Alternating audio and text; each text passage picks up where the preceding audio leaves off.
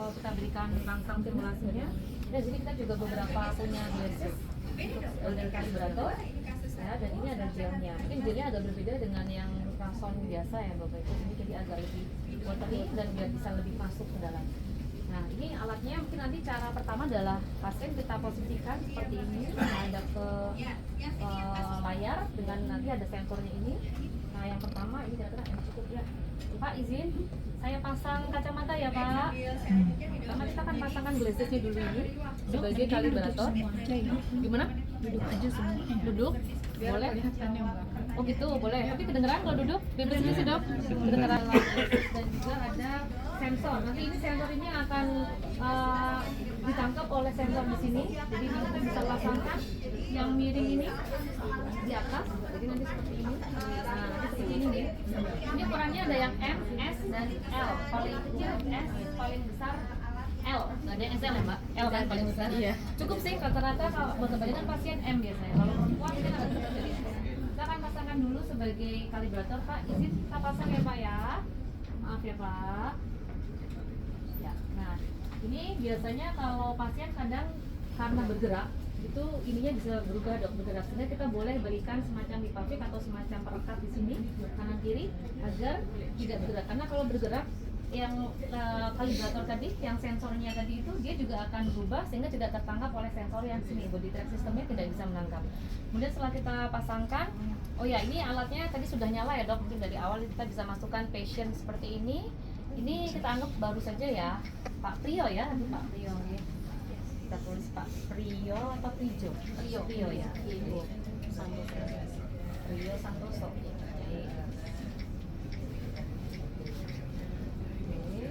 Setelah kita masukkan, nah ini sebetulnya bisa langsung kita masukkan treatmentnya. Langsung terekstrak, nanti datanya itu bisa dimasukkan langsung ke sistem. Jadi nanti pada akhirnya gambar otak pasien itu langsung muncul di sini. Tapi karena ini kebetulan kemarin kita tidak sempat ngambil data dari Sarjito, sehingga nanti pakainya dummy saja, ada gambar kepala yang itu merupakan dummy dari pasien, dan ukurannya kurang lebih hampir sama, hanya mungkin ya agak beda sedikit gitu. Nah, kemudian ini pertama kita lakukan kalibrasi dulu dengan ini kalibrator. Ini ada yang titik 4 yang berkoordinasi dengan yang di kacamata tadi. Ini yang 4 titik ini yang untuk harus menghadap ke sensornya seperti ini. Nah, kemudian, ini kebetulan untungnya pasiennya rambutnya tipis ya, jadi mudah. Kalau yang perempuan rambutnya panjang, itu boleh saat dikalibrasi pakai caps dulu.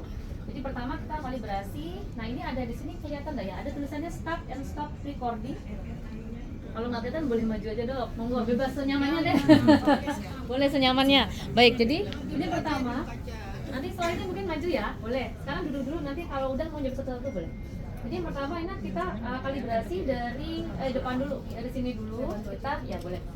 Nanti di pencet start. Oh iya, sebentar ya Pak, digambar sedikit ya Pak. Start dulu. Nah ini seperti ini, kita dari depan ke belakang, dia akan terlihat ada garisnya di situ. Dari depan ke belakang, stop ya. Kemudian dari dua telinga, dari kanan ke kiri, ya start.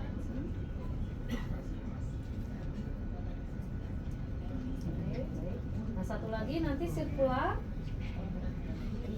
ya start seperti ini, melingkar.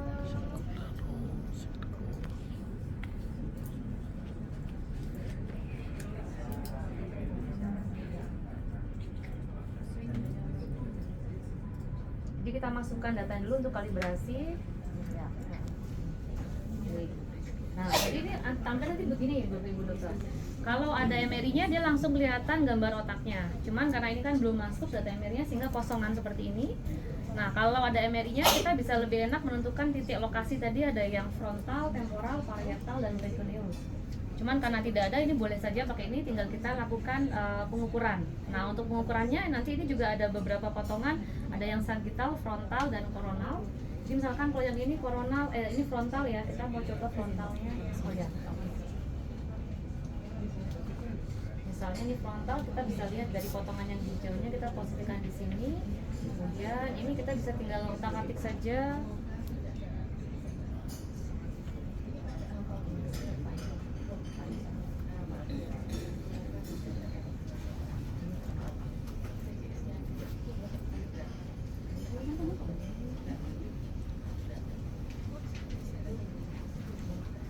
kemudian ini kan ya satu, nanti tinggal mirroring. Nah sudah ada kanan kiri, kurang lebih di area frontal. Memang kalau nggak ada emirnya kadang agak miss sedikit. Nah kalau ada emirnya sudah lebih tepat. Jadi ini sekedar penanda. Kenapa ditandai? Agar memastikan saat kita berikan stimulasi itu masuk di area yang sesuai lingkarannya tadi. Kalau tidak ditandai boleh saja, yang penting Bapak Ibu dokter sudah yakin tempatnya di situ dan semua terwarnai areanya. Ini hanya memudahkan saat nanti evaluasi ya, karena kan di sini alatnya itu bisa monitor juga yang kita berikan pulsnya sudah pas belum sih titiknya dan sudah 6.000 masuk semua atau tidak.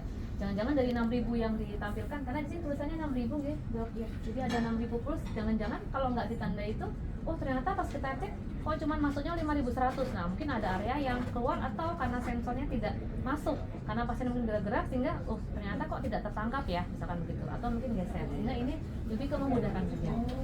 Nah nanti kalau sudah misalnya dimatiin semua, ada frontal, temporal, parietal, frontal semua dimatiin, berikutnya tinggal kita bisa langsung start treatment ya. Ini saya langsung start. Oh ya, kemudian bisa start treatment. Nah ini misalkan tadi sudah, kemudian ini sudah selesai, kita bisa start treatment. Yang pertama untuk yang handpiece-nya, handpiece-nya ini seperti ini, dia lebih ringan dibanding TMS. Kalau TMS agak lebih berat, ini lebih ringan. Dia juga punya sensor yang sama yang berkoordinasi dengan sensor di sini, ini sama. Ini arahnya harus nanti tertangkap oleh kamera. Jadi nanti parameternya adalah ini ada tiga gambar. Yang ini adalah sensor kamera, yang ini yang di glasses, sementara yang satu ini yang di alat.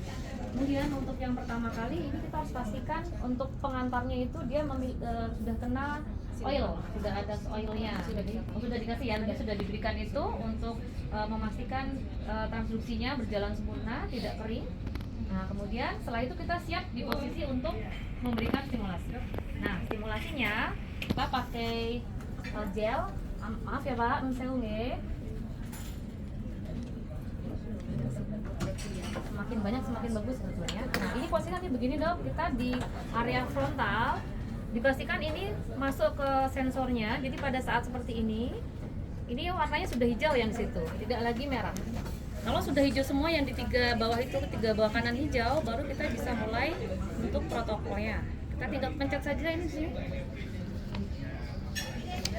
Ya, yang tolong dipencet. Oh ya, ke depan ya. Dihubungkan ke situ ya. Nah, ya nggak apa-apa. Ya mau ditayangkan di depan. Nah ini kita lihat parameternya kalau yang di frontal. Ya ini posisi saya mungkin nggak pas di lingkarannya ya, karena tadi pas kalibrasinya nggak pas. Tapi ini frontal di area sini. Nah nanti untuk frontal adalah 1000 kanan kiri, jadi total 2000. Tahunya dari mana? Kita lihat dari total pulsnya itu dia akan kelihatan. Sekarang 108.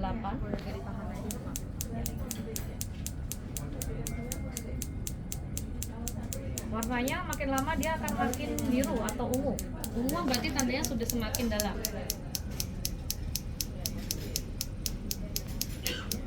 Jadi di sini 1000. Nanti setelah dari frontal 1000 pindah ke temporal, baru parietal, dan terakhir di precommilus. Ya itu sudah mulai ungu ya Bapak Ibu dokter, artinya sudah mulai dalam. Nah ini tadi kalau misalnya pas lingkarannya betul, nah ini kadang pasien risih jadi pegang-pegang glasses ya. Jadi kalau nggak dikasih perekat bisa geser. Nah kalau misalnya tadi lingkarannya ada, kita boleh geser sedikit sesuai dengan lingkaran agar masuk semua. Ini kebetulan nggak pas dengan lingkaran ya.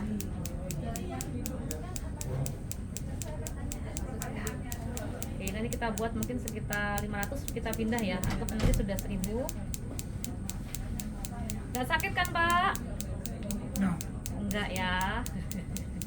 Biasanya efek yang setelah ini adalah ngantuk kalau yang efek langsung. Hasilnya tidurnya lebih gampang.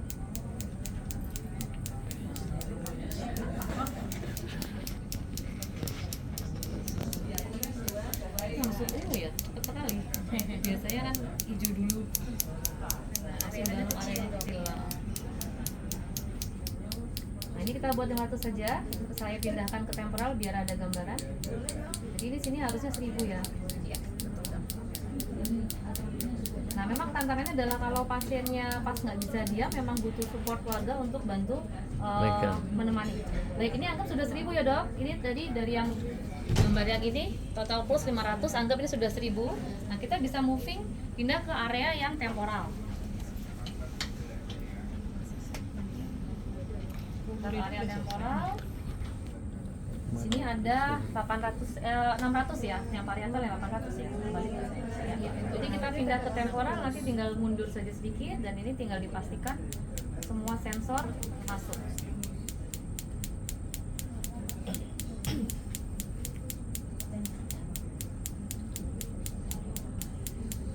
Jadi nanti kalau udah semua selesai, satu area itu akan terwarnai semua dari depan ke belakang, semua akan terwarnai.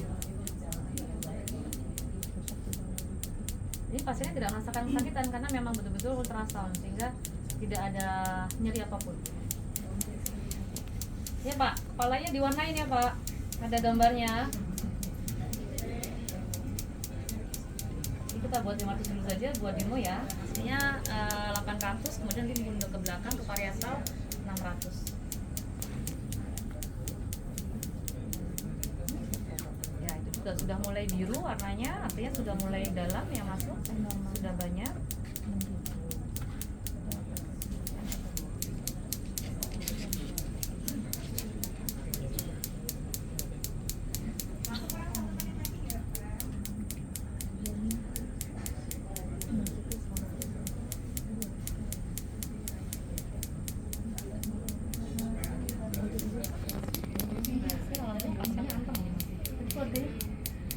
Bapak masih anteng Bu ya, alhamdulillah ya. Lebih baik. Oh iya. Ini bonus nanti sampai di rumah tidur ya.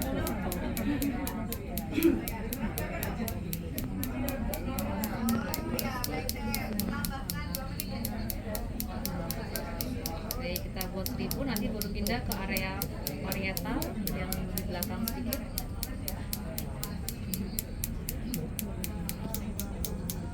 Kalau untuk Alzheimer dia kognitif dan NPI neuropsikiatria. Jadi gejala-gejala perilaku yang gelisah, depresi itu membaik juga. Kalau motoriknya memang kalau yang ini kan Alzheimer gitu. Kalau motorik pada Parkinson membaik. Tapi pada Alzheimer ini kognitif dan gejala perilakunya membaik juga. Kemudian yang parietal kita agak ke belakang sedikit untuk depresi. Parietal. FDF. Nah, di sini harusnya 600 ya, di kanan kiri. Jadi nanti kanan kiri diwarnai semua, Dok, bergantian. Terakhir baru di preconeus.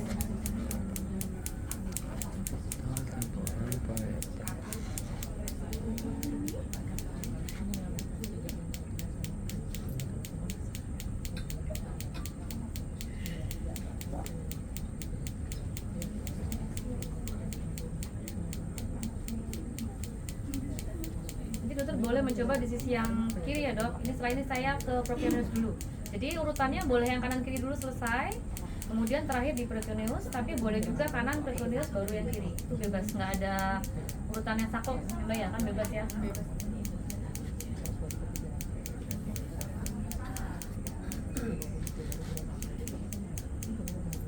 Nah kalau misalnya pada saat seperti ini kok gambar di bawah merah, yang kanan bawah itu tidak, nah itu merah. Misalnya ini saya ginikan sedikit, ini misalnya saya ginikan, oh ini masih hijau, masih masuk ya.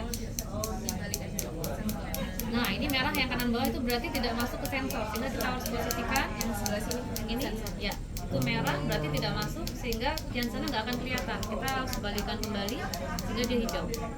Atau misalnya yang tengah gambar yang kacamata itu merah, artinya mungkin pasiennya berubah posisinya. Akhirnya di situ tidak akan kelihatan, di gambaran layarnya tidak tertangkap. Yang kita warnai tadi akan di tempat yang berbeda.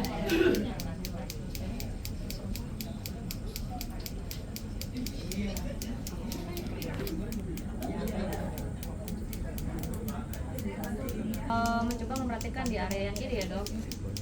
Ya alhamdulillah Pak, anteng ya Pak. Sudah makan ya tadi? Alhamdulillah.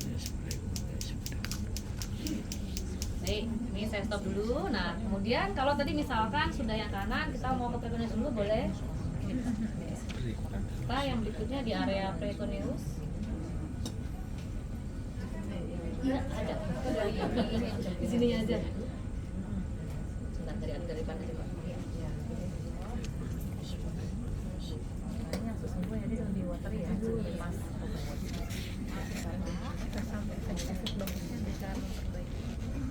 Kemudian yang selanjutnya ya, untuk yang di belakang preconeus ke sini. Nah, ini juga posisinya pastikan handpiece-nya sensornya tertangkap oleh kamera sehingga tetap hijau.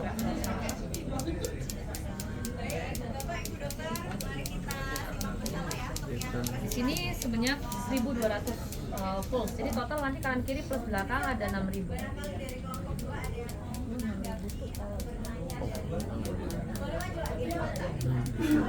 Temporal.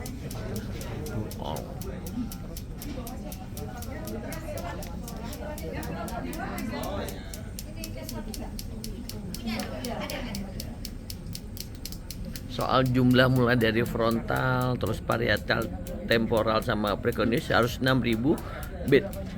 Misalnya Ada patokannya. ada patokannya. Yang frontal 1.000. Kemudian yang temporal nanti 800.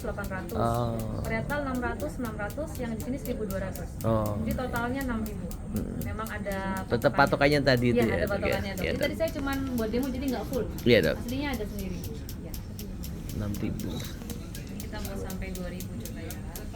Ya? Yang ini terakhir 1.200. 1.200. Ya. Patokannya.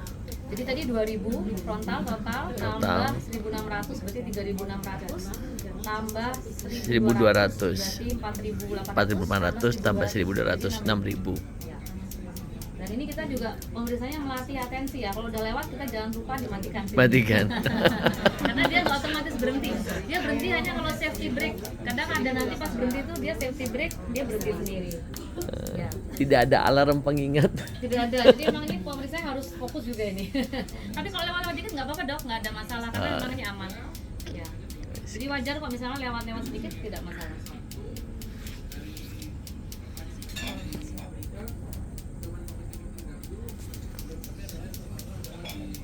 Oke, ya ini anggap misalnya sudah selesai. Terus kalian monggo kalau mau mencoba yang sebelah kiri